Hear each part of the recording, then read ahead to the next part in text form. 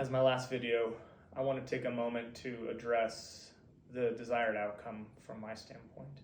And I think it's important that I express this because if I put myself in your shoes, it's difficult to really understand what it's like to watch a loved one go through Parkinson's, and even more difficult to put yourself in the shoes of somebody that has Parkinson's disease. It's not the most common disease, and there are lots of people that have not experienced a degenerative brain disease, neurological disorder, and understand just what those stair steps down in terms of ability and function look like. I'm sure that you're familiar with Michael J. Fox and even Robin Williams, probably two of the more common people that are known to have had Parkinson's. In the case of Robin Williams, many people attribute Parkinson's disease to being what ultimately led to his suicide, unfortunately.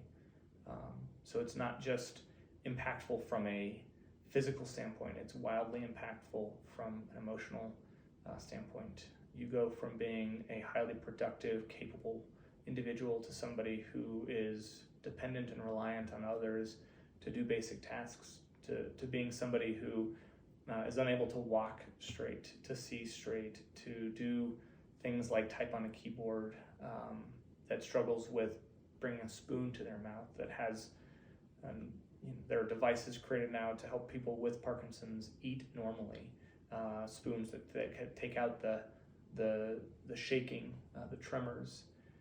Those things are very difficult psychologically to go through. I watched my dad experience that in very significant, weighty ways that do weigh heavily on him in terms of his feeling like he's not contributing to the family, like he's not contributing effectively as a provider, a role that he has served beautifully for years and years as I grew up, and to now feel like those years are behind him, that he can't do those things anymore.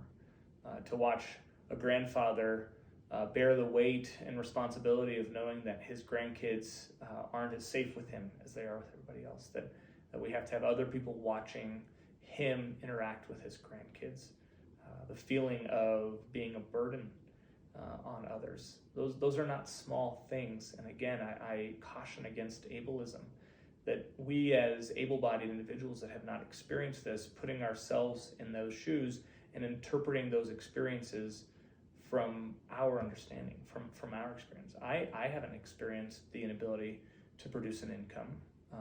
Most of those of us that pride ourselves on our work quality and our ingenuity would be devastated to know that we couldn't function any longer in such a way that people find value and would pay us for our work and our effort. So while the physical aspects of the disease are debilitating, are difficult to watch as an outsider or an insider, a family member, the emotional weight of that and impact is also significant and not something to be forgotten. And my request of you as you weigh the evidence and read about this disease is try to understand this not just in terms of can somebody do this function or that function, but much more in the perspective of a holistic understanding of how an individual goes from being able to do anything and everything that they want to a very limited set of tasks that they can do, again, at a much slower pace, and the impact that has on somebody's ability to continue working, both in terms of that drive that gets eaten away by those structural issues from a physical standpoint, but also the emotional issues. The second person is Michael J. Fox, as I mentioned earlier, who we have seen in terms of his productivity and career has completely shifted to where he obviously no longer does the things.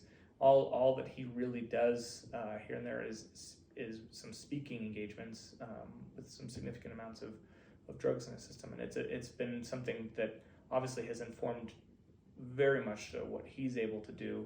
He's out of the public eye almost completely at this point because of how that disease has transpired, has ravaged his body and his ability to work.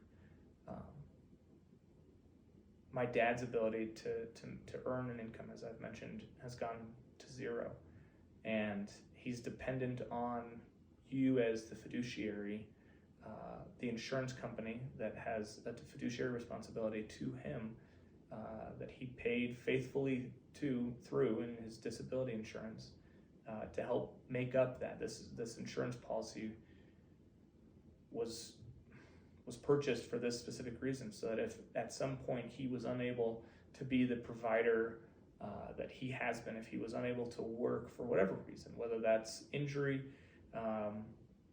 or this disease or any other disease, that he was prepared, that he was making wise financial decisions to protect that ability to provide for his family, particularly his wife.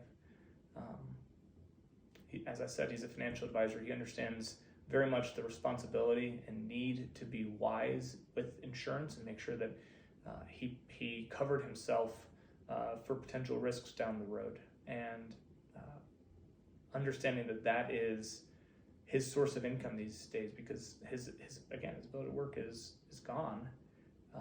My request is that you would reinstate. I ask you to judge this fairly, and again, not from the view of an able-bodied individual. Don't be ableist in this, but in the understanding of what Parkinson's does and will do to his body, his mind, his relationships.